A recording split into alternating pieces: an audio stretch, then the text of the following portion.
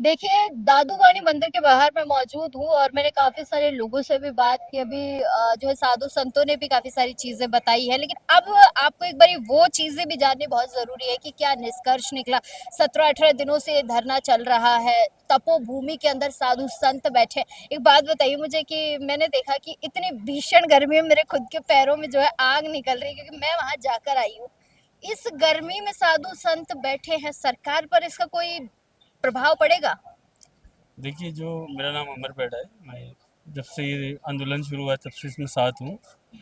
तो पिछले करीबन 1.5 महीने से ये हम लगातार कोशिश कर रहे हैं कि सरकार से बात हो। तो सरकार का कोई भी पॉजिटिव मैसेज धरने से या किसी भी चीज़ से नहीं पड़ा है। कल जो संतों ने निर्णय लिया था कि अब हम जीवित समाधि लेंगे, वो निर्णय होने के बाद कल खड्डे खोदे गए संतों द्वारा। तो सरकार के कान में थोड़ी सी जू रहेंगी कि अगर अब संतों ने समाधि ले ली तो एक बड़ा मैसेज सोसाइटी में जाएगा। उससे डरते हुए आज सारे अधिकारी और सब यहाँ पे आए हैं। और पिछले 16 दिन से जो लगातार धरना चल रहा है, उस धरने को चलते चलते आज जब जीवित समाधि की बात हुई तो ये लोग आए हैं। आज जो निर्णय लिया गया उसमें ये लिया गया कि संत समाज ने कहा कि जीवित समाधि आज हम नहीं लेंगे। आपको कितना समय चाहिए कि रिको के बारे में आप पुनर्विचार करके इसको यहाँ से हटा दें। तो रिको का जो डिपार्टमेंट हेड है, उन्होंने और साथ में पुलिस प्रशासन, एडीएम साहब, सबने कहा कि 1 महीने के अंदर अंदर हम आपको इसके ऊपर जो भी हमारा सरकार का निर्णय रहेगा उसको बता देंगे। तो 1 महीने तक धरना जो है वो लगातार वापस जारी रहेगा और 1 महीने बाद में ये निर्णय देंगे। निर्णय अगर पक्ष में नहीं आता है संत समाज के, तो 1 महीने बाद समाधि जो है वो जीवित समाधि यहाँ पे ली जाएगी। मुझे एक बात बताइए अमर जी कि मैं आपको भी बहुत टाइम से जानती हूँ। ये जो एरिया है, जो ये इलाका है, ये दूदू विधानसभा क्षेत्र में आता है, प्रेमचंद जी का है। तो क्या प्रेमचंद जी को इतने ये पेड़ कटे होंगे, जमीन जो है बिल्कुल तहस नहस हुई होगी, तो खबरें तो जो है सारे नेता मंत्रियों के पास पहुंच जाती है। तो क्या प्रेमचंद जी के कानों तक ये बात नहीं पहुंची होगी? क्या प्रेमचंद जी को उसी टाइम सुध नहीं ले लेनी चाहिए थी? क्यों आज जो है साधु संतों को यहाँ बैठना पड़ रहा है? देखिए, प्रेमचंद जी यहाँ पे आए भी थे, डिप्टी सीएम साहब यहाँ पे आए और संतों को कहा कि हम आपका जो है इसका समाधान निकालेंगे। 2 घंटे बाद रिको के पास जाके कहते हैं कि हमने आपको ज़मीन अलॉट करी। गिरगिट से तेज उन्होंने रंग बदलते हैं प्रेमचंद जी। यहाँ पे संत समाज को बहुत उम्मीद थी कि हमारे डिप्टी सीएम साहब हैं, भाजपा की सरकार है, हमारा सहयोग करेगी। लेकिन प्रेमचंद जी के खिलाफ जो संतों में आक्रोश है, जो डिप्टी सीएम को लेके या सरकार को लेके, और स्पेशली डिप्टी सीएम को, क्योंकि जिस तरीके से दोगलापन उन्होंने किया है 3 घंटे के मतलब अंदर। अपनी अपनी जनता के नहीं हुए डिप्टी सीएम तो? नहीं, डिप्टी सीएम हुए ना, रिको के हुए, पैसे वालों के हुए, धन्ना सेठों के हुए। जनता को उन्होंने बोला कि हम आश्वासन देते हैं, और गिरगिट से तेज उन्होंने अपना रंग बदला है। इसका मतलब तो फिर ये जो जमीन रीको में जा रही, इसमें तो नेता मंत्रियों के किसी के भी प्लॉट निकल सकते हैं, किसी का भी फार्म हाउस निकल जाए, क्या पता। देखिए, कोई भी जो ज़मीन अलॉट हुई है वो किसी भी लघु उद्योग को या छोटे उद्योग को नहीं हुई है। सारी जो ज़मीनें हैं वो 50 बीघा से ऊपर की ज़मीन है। तो सारी उद्योगपतियों के पास ही जानी है, पहले से निर्णित है कि किसके पास जानी है। मुद्दा वो नहीं है आप ज़मीनें दो, आप अलॉट करो। मुद्दा ये है, ये ओरन क्षेत्र में आता है, दादू का ये वन है, आप देख रहे हो चारों तरफ। ओरन क्या होता है? ओरन वो होता है जहाँ पे जो कहीं पे भी पूजा पाठ जो चल रही है, धार्मिक आस्था का कोई जगह है, उसके आसपास का अगर कोई पवित्र स्थान है, पहाड़ियाँ हैं, वहाँ जंगल है, पेड़ पक्षी हैं, तो वो पूरा ओरण क्षेत्र में आता है। ओरण क्षेत्र के अंदर सरकार सिर्फ जमीन जो होती है सरकारी, वहाँ पे उसकी संरक्षण होती है, उसकी मालिक नहीं होती। ये सरकार मालिक भी बन गई, बेईमानी से इन्होंने जमीन अलॉट करी है। जो पेड़ हैं वो पेड़ दिखाए नहीं गए, उनको झाड़ दिखाया गया है।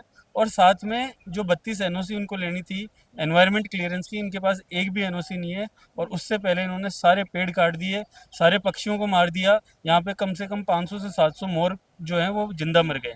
और साथ में जितने नाले थे, जो नेचुरल वाटर वेज हैं, वो सारे यहाँ पे ऑब्स्ट्रक्ट हुए हैं। बहुत यहाँ पे पर्यावरण को और नेचर को नुकसान हुआ है। देखिए, दादूवाणी मंदिर के बाहर मैं मौजूद हूँ। अभी काफी सारी जो है वार्ताएं हुई हैं, साधु संतों ने 1 महीने का भले से टाइम दे दिया हो, लेकिन मैं एक बार मीनू जी मेरे साथ हैं मीनू जी स्वामी हैं। मीनू जी एक बात बताइए कि इतनी गर्मी में हम आम लोग हैं, हम चल नहीं पाते हैं और साधु संत जो उस तपोभूमि में बैठे हैं, सरकार टस से मस नहीं हो रही, क्या कहेंगे? बिल्कुल टस से मस नहीं हो रही है। यहाँ की हालत देखो ना आप, तो रोना आता है। बिल्कुल हमारी खुद की हालत, हमने परिक्रमा लगाई है इस पहाड़ की आज, और उनकी यह हालत हो रही है कि एक तो अभी महाराज जी हॉस्पिटल में ही है। 21 किलोमीटर का ये पूरा दायरा है और 21 किलोमीटर समथिंग 24 के मान लो आप। लेकिन मैं ये कह रही हूँ कि ये जो बोल रहे हैं कि 1 महीने का, इनको ये नहीं आ रहा है भाई 1 महीने का बहुत, इस भर गर्मी में, कितनी तपती गर्मी के अंदर कैसे बैठेंगे ये बताओ। मैं ये कह रही हूँ, ये बैठ के दिखा सकते हैं क्या यहाँ पे? एक दिन 5 मिनट नहीं नहीं बैठ के दिखा सकते हैं क्या यहाँ पे? बैठ के देखो, कोई नहीं बिठा सकता यहाँ पे, कोई नहीं बैठ रहे। आते हैं भाषण दे जाते हैं, इनकी दया धर्म सब खत्म, बिल्कुल खत्म हो चुकी है।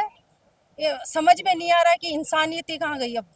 मैं अभी 5 मिनट गई थी, संतों के बीच में गई उस मिट्टी पे, तो मैं 5 मिनट नहीं खड़ी हो पाई। इनको ऐसे बोलो कि आप है ना एक दिन भी बैठ के देखो, 1 महीने का टाइम दिया है ना खुद पे उन्होंने, लेके तो देखो खुद पे ना, लेके देखो एक पहले तो। दिन भी। भाई अपन 1 सेकंड भी खड़ा अपन एक ले महीने सकते का हैं, टाइम तो बहुत वो होता कैसे है, बैठेंगे ये बहुत बताओ होता पहले है तो आप। एक है महीने भाई अपन वो और बोले एक- कि 1 महीना फिर रहो। एक बोल रहे हैं कि यहाँ पे धरना दे लो, वहाँ से हटा के यहाँ दे लो। क्यों दे ले यहाँ पे? क्या है यहाँ पे? भाई रिंको वहाँ तो काम वहाँ पे वहाँ है, चल रहा है, वहाँ रिंको पे यहाँ तो पे थोड़ी उनको ना है। उठा के जो ये कहेंगे वैसे ही करेंगे हम तो। यही हो गया फिर, ये जो ये कहेंगे। जैसे एक एक कौन से आए थे अफसर, वो बोल रहे हैं उनके दादूपंतियों के बाप का है क्या? मैं पूछ रही हूँ तुम्हारे बाप का है क्या, ये बता दो आप।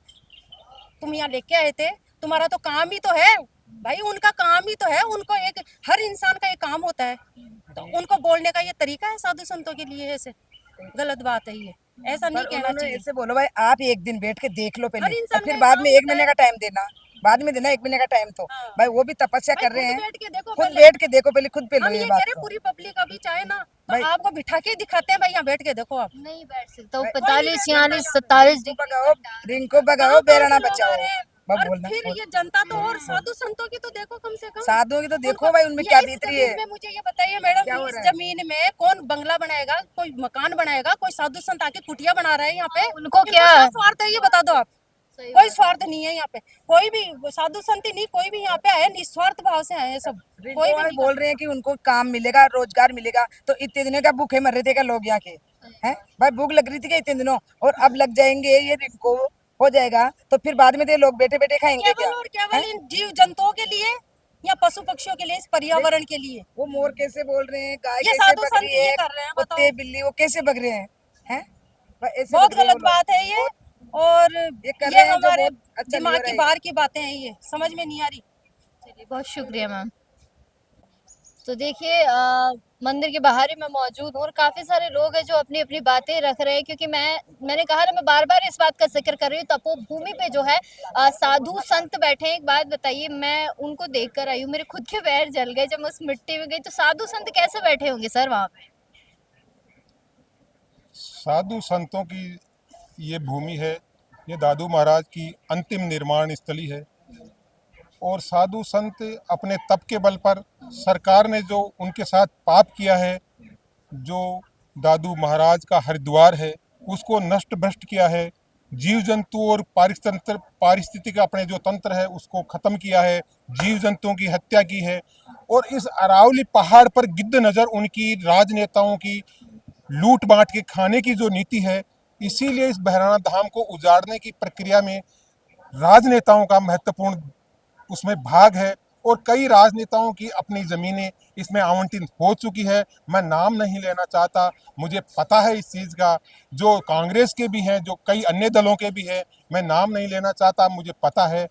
तो मैं तो सरकार से निवेदन करना चाहता हूं कि अकबर जैसा सम्राट जो 40 दिन तक इनकी शिक्षा ग्रहण करता रहा, और दीन इलाही धर्म में ये कहा गया कि महाराज दादू दयाल को हिंदुस्तान की जागीरी देने के लिए तैयार हो गए थे, लेकिन उन्होंने कहा कि हम हिंदुस्तान की जागीरी नहीं लेंगे, हम तो जीव जंतु और परोपकार और समाज और वनस्पति के लिए काम करेंगे, जीव जंतुओं के लिए काम करेंगे। इसीलिए तो कहा गया है कि दादू रैदास कथी वाणी पीथल रहो पानी।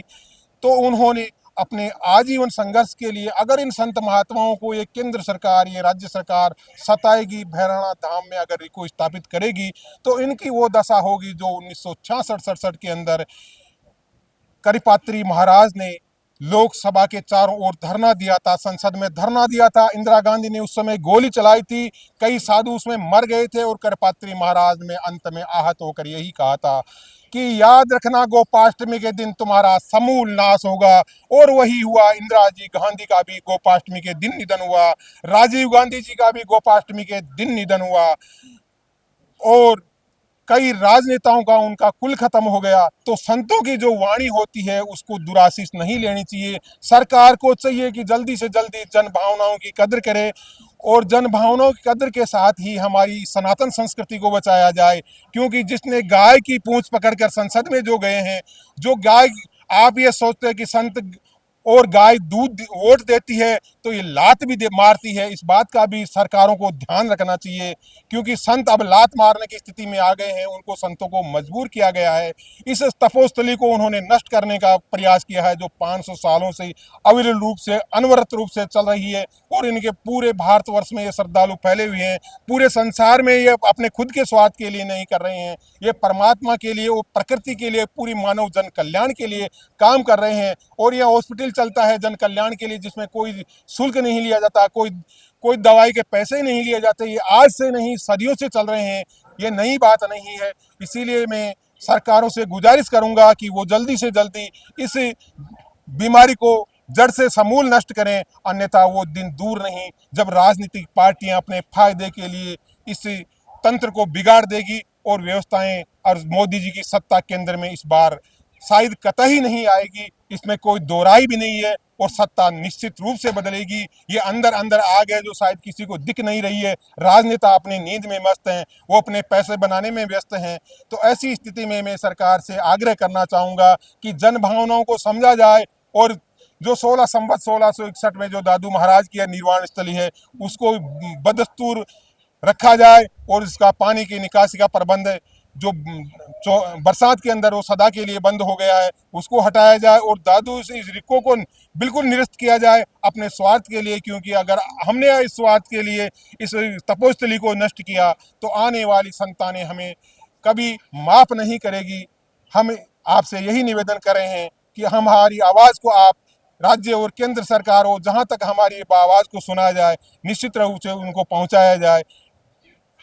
इसी के साथ मैं अपनी वाणी को विराम देता हूं। बहुत शुक्रिया सर।